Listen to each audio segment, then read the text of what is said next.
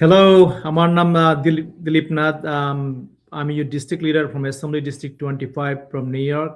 আমি আপনাদের সকলকে পবিত্র ঈদের শুভেচ্ছা জানাচ্ছি। ঈদ মোবারক সকলকে, যারা দেশে এবং বিদেশে রয়েছেন।